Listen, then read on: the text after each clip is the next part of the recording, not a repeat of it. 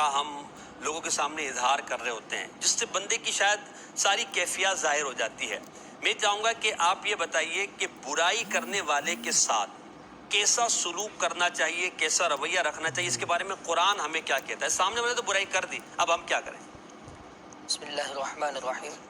جیسا کہ آپ نے پہلے فرمایا کہ شریعت مطہرہ میں اگرچہ قصاص کے احکامات موجود ہیں، شریعت مطہرہ میں اگرچہ اس بات کی اجازت ہے کہ جو برائی کرتا ہے، جو ظلم کرتا ہے، تو اس پر اس سے اس کا اسی جتنا جیسا اس نے ظلم کیا ہو، جیسے ہاتھ توڑا ہے تو اس کے بدلے ہاتھ، لیکن وہ قاضی وقت حاکم اسلام کی طرف سے ہے، یہ اجازت ہے۔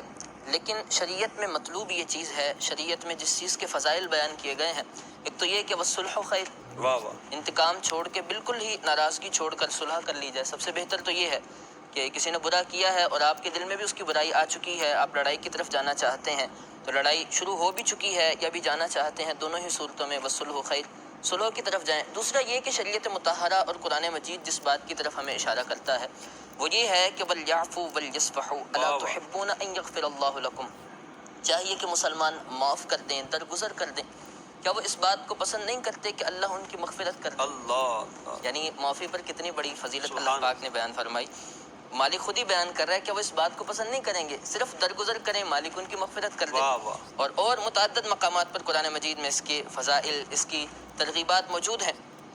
اللہ پاک قرآن مجید فرقان حمید میں ایک مقام پر ارشاد فرماتا ہے کہ اپنے پیارے حبیب علیہ السلام سے خذ العفو، واہ، اے پیارے حبیب آپ عفو کو، معاف کرنے کو، درگزر کرنے کو اختیار کیجئے۔ اور اسی کے علاوہ آگے پھر اور بھی احکامات ارشاد فرمائے وَأْمُرْ بِالْعُرْفِ وَأَعْرِضْ عَنِ الْجَاهِلِينَ، بھلائی ہی کا حکم دیجئے اور جاہلین سے اعراض کیجئے۔ پھر نبی پاک علیہ الصلوۃ والسلام کی سبحان اللہ سیرت، آپ نے کیسا عفو کو اختیار کیا، کیسا درگزر کرنا، تو اس پر بھی انشاءاللہ بات کریں گے۔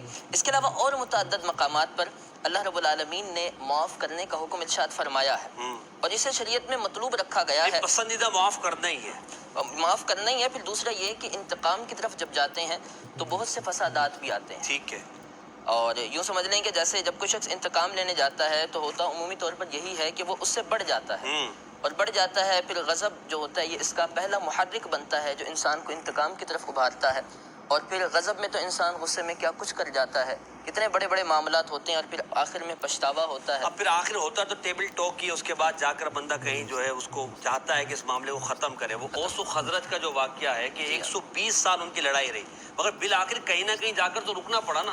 اگر وہ 120 سال پہلے ہی معاف کرنے کو اختیار کر لیتے تو اتنے خاندان برباد نہ ہوتے، اتنی نسلیں برباد نہ ہوتی۔ تو معاف کرنا یقیناً بڑا ہی خوبصورت عمل ہے۔ عبداللطیف بھائی، ایک تو معاف کرنے کی فضیلت شریعت نے بیان کی، مگر ہم اپنے معاشرے میں دیکھتے ہیں کہ انتقام لینے کا جذبہ، جیسے بچوں میں بھی ہم دیکھتے ہیں کہ وہ چھینا چھپٹی کرنا، تو بڑوں میں تو جوانوں میں، اچھا ہم ٹریفک میں نکلے تو یہاں نظر آتا ہے، پیٹرول پمپ پر کھڑے ہو تو وہاں مسئلہ آتا ہے۔ یعنی آج کل تو یہ چونکہ روزے بھی ہیں تو اس حوالے سے روڈوں پر بھی اس طرح کے نظائر ہیں۔ انتقام کے جو جذبات بڑھانے والی چیز، اسباب کیا کیا ہو سکتے ہیں؟ دیکھیے وہ کہتے ہیں نا جیسے کو تیسا، tit for tat, everybody ready to fight, ایسا لگ رہا ہے کہ ہر بندہ تیار ہے کہ موقع ملے لڑائی کرو۔ یہ وہی علم دین سے دوری، قرآن و حدیث اگر پڑھیں، حالانکہ اتنے فضائل اور اتنی جس کو کہنا کہ مہربانیاں ہیں معاف کرنے پر، وہ کتنی پیاری حدیث ہے، اور ایکچولی وہ حدیث ہمیں سمجھا بھی رہی ہے اور جو جوڑ بھی رہی ہے کہ جو حدیث پاک کا مضمون ہے کہ جو معاف نہیں کرتا وہ معاف نہیں کیا جائے گا، اللہ اکبر، جو رحم نہیں کرتا وہ رحم نہیں کیا جائے گا۔ ایک صحابی رسول رضی اللہ تعالیٰ عنہ کے غلام نے کوئی مسٹیک کی تو آپ نے اسے سزا دینے کے لیے کوڑا اٹھایا یا ہاتھ اٹھایا، تو پیچھے سے آواز آئی کہ جس طرح تم اپنے اس غلام پہ قدرت رکھتے ہو، پاور رکھتے ہو، کوئی ہے جو تم پر اس سے زیادہ طاقت رکھتا ہے، وہ تمہارا رب ہے۔ تو جب صحابی رسول نے آواز سنی تو پیچھے مڑ کے دیکھا تو نبی پاک علیہ السلام کہا حضور میں اللہ کی رضا کے لیے اپنے اس غلام کو معاف کرتا ہوں، اس کو آزاد کرتا ہوں۔ سرور کائنات علیہ السلام نے کچھ اس طرح تنبیہ کرتے ہوئے ارشاد فرمایا کہ اگر تم ایسا نہ کرتے تو تمہیں آگ چھوتی۔ تو یہاں کتنی شاندار تربیت نبی پاک پریکٹیکلی تربیت فرما رہے صحابہ کی، اور یہ ہم سب کے لیے میسج ہے کہ اگر آج آپ کے پاس کنٹرول ہے، آج آپ کسی سے بدلہ لے سکتے ہیں۔ اچھا انتقام تو اپنی جگہ، بعض اوقات تو مسٹیک پر سزا دی جا رہی ہے۔ دیکھیں ایک تو ہے جانتے بوجھتے کسی نے آپ کے ساتھ کوئی غلط کام کیا، وہ اس پر بھی معاف کرنے کا فضائل بیان ہو. کتنی پیاری انہوں نے آیت کا حوالہ دیا فَلْيَعْفُوا وَلْيَصْفَحُوا. یعنی کیا شاندار الفاظ ہی اتنے پیارے ہیں کہ معاف کرو, درگزر کرو. کیا تم یہ پسند نہیں کرتے؟ اس کے سامنے انعام کتنا بڑا ہے. یعنی اگر کوئی آپ کو کہتا ہے کہ مثال کے طور پہ اس بندے نے آپ کو ستایا ہے, آپ کو تنگ کیا ہے, آپ کا جی چاہ رہا ہے اس کو سزا دیں, آپ اس کو معاف کر دیں, 50 لاکھ روپے لے لیں, آپ کا 2-4 اور بھی کر لے بھائی جو کرنا ہے, تو 50 لاکھ کے 3 پیکیج اور مل جائیں گے. 50 لاکھ یا چند لاکھ روپے کیا حیثیت رکھتے ہیں؟ اللہ مغفرت کا وعدہ فرما رہا ہے. تو یہاں اچھا اس کے پیچھے دیکھیں, میں کل بھی ایک پروگرام میں نے بات کی تھی, ہم خود غرضی پر بات کر رہے تھے. یہ ایک بہت خوبصورت پہلو ہے اسلام کا. اگر لوگ سمجھے نا کہ اسلام کتنا پیس کا, کتنا محبت کا اور کتنا امن کا درس دیتا ہے. دنیا میں کوئی ریلیجن نہیں. بدقسمتی یہ ہے کہ ہم خود اسلام کی پراپر پکچر پورٹریٹ نہیں کر پائے, تو لوگ دوسرے باتیں کر رہے تھے کہ اسلام سے وائلنس ہوتا ہے. اسلام میں دیکھیں مسکرانا صدقہ ہے, ایثار پر مغفرت ہے, پڑوسی کا حق ادا کرے, پڑوسی کہے پڑوسی اچھا ہے تو اللہ معاف کر دیتا ہے. اچھا جناب کسی نے غلطی کی ہے, آپ کے ساتھ ظلم کیا ہے, معاف کر دیں تو مغفرت کی بشارت ہے. 3 عادتیں پیارے آقا فرماتے جو ان 3 عادتوں پر عمل کر لے, اللہ پاک اسے جنت میں محل عطا فرمائے گا اور اس کا حساب آسانی سے لے گا. وہ 3 باتیں کیا ہیں؟ جو تم پر ظلم کرے اسے معاف کر دو, جو تمہیں محروم کرے تم اسے جوڑو, جو قطع تعلق کرے تم اس سے کنیکٹیویٹی کرو. یعنی مجھے ایک بات بتائیں, یہ ساری جو میں نے جنت کی بشارتیں بیان کی ہے, اس میں ذکر الہی کہاں ہے؟ اس میں سجدہ کہاں ہے؟ اس میں تلاوت کہاں ہے؟ اس میں روزہ, اللہ کی بظاہر عبادت کہاں ہے؟ صحیح. لیکن اتنی سارے کاموں پر مغفرت کے وعدے کیوں ہیں؟ اٹ مینز شریعت کو یہ مطلوب ہے کہ مسلمان پیار سے رہیں, محبت سے رہیں, ایک پیسفل معاشرہ ہو, امن و آشتی کی باتیں ہوں, مسکراہٹوں کا تبادلہ ہو, ایک دوسرے کی کیئرنگ ہو. مجھے بتائیں, لوگ کہتے ہیں فلاں معاشرے کے اندر جاؤ تو لوگ ایک دوسرے کا خیال رکھتے ہیں. اسلام کی تعلیم تو پڑھیں, اسلام کو تو مطلوب ہی یہ ہے.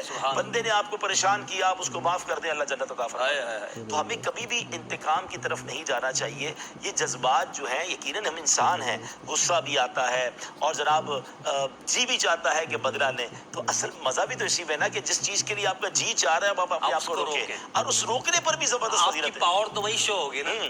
وہ کہتے ہیں نا, حدیث پاک بڑی مشہور حدیث پاک ہے نا کہ پہلوان وہ نہیں جو کسی کو مقابلے کے وقت پچھاڑ دے. حدیث پاک کا خلاصہ ہے, بلکہ پہلوان, بخاری شریف کی حدیث ہے, بلکہ پہلوان وہ ہے جو غصے کے وقت قابو رکھے. کسی نے مجھے گالی دی, بڑا آسان ہے اس کو گالی دینا.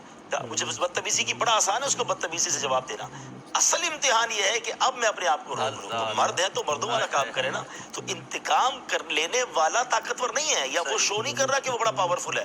اصل پاورفل وہ ہے جو قدرت رکھنے کے باوجود انتقام نہیں لیتا. بہت خوبصورت یہاں بات. ایک اور بات, جیسے آپ نے فرمایا نا کہ یہ جتنے بھی معاملات ہیں اس میں انسان کو اللہ رب العالمین نے اس بات کا ہی اشارہ فرمایا, اس بات ہی کا حکم ہے کہ صلح سے رہیں, فساد نہ ہو, زمین میں فتنہ نہ ہو. میرے استاد محترم ایک بڑا پیارا جملہ کہتے ہیں, یہ دنیا اللہ رب العالمین کا شاہکار ہے. اور یہ بزم انسانیت جو ہے, انسانوں سے جو دنیا سجائی ہے, مالک کبھی یہ نہیں چاہتا کہ اس کے اتنے بڑے شاہکار کے اندر فساد آئے. حقوق العباد جتنے بھی ہیں, بیع کے معاملات, جتنے بھی معاملات ہیں, شریعت اس میں سب سے پہلے یہ دیکھتی ہے کہ دونوں جانبین سے کسی کا نقصان نہ ہو, ایسی کوئی بات نہ ہو. تھوڑی سی بھی جہالت آ جائے شریعت میں, اس میں بیع میں, تو شریعت کہتی نہیں. جملہ پڑھتے تھے نا ہدایہ وغیرہ میں کہ تنازع کی طرف لے جانے والی بات ہے. یہ بات جو ہے یہ لے جائے گی تنازع کی طرف, جھگڑے سے بچا. تو شریعت جھگڑے سے بچا. بہت پیاری بات کی کہ اللہ کو مطلوب, اللہ کی شریعت کو مطلوب یہ کہ ہم امن سے رہیں, پیار سے رہیں.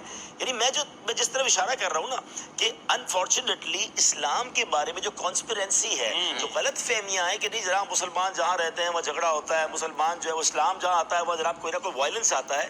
اسلام کی شاندار تعلیمات یہ ہیں کہ ایون اسلام تو غیر مسلموں کے حقوق بھی بیان کرتا ہے. ہاں, اسلام جانوروں کے حقوق بیان کر رہا ہے. لیکن ہاں یہ ضرور ہے کہ اگر کوئی مسلمان اسلامی تعلیمات پر پراپر عمل نہیں کر رہا تو یہ اس کا قصور ہے, یہ اسلام کا قصور. اور بالکل اس میں ہم اپنے آپ کو ہمیں دیکھنا چاہیے. اور اگر ہم یوں دیکھیں تو ہمارے کردار سے کتنا بڑا نقصان ہو رہا ہے. یعنی ہمارا غلط کردار لوگوں کے سامنے اسلام کی ایک صحیح تصویر پیش نہیں کر رہا. اگر ہم اپنے کردار کو, اور یہ تعلیمات جو عبدالحبیب بھائی احمد بھائی نے بیان کی, قرآنی تعلیمات, اچھا یہ کوئی آج کی تو نہیں ہے, 1450 سال پہلے سے اللہ اس کے رسول نے بیان کر دیا, ہم عمل کرنے والے. بزرگوں نے امپلیمنٹ بھی کیا ہے, ہمارے صحابہ نے, خود نبی پاک علیہ السلام نے. اچھا اب اس کا ایک اور فائدہ میں آپ کو بتاؤں. بعض اوقات پتہ ہے کیا سمجھتے ہیں کہ یار سامنے والے نے مجھے تکلیف پہنچائی, میں نے تو بدلہ لیا نہیں, اس کو تو نقصان نہیں پہنچایا میں نے. اچھا ہم یہ سمجھتے ہیں کہ جب تک میں بدلہ نہیں لوں گا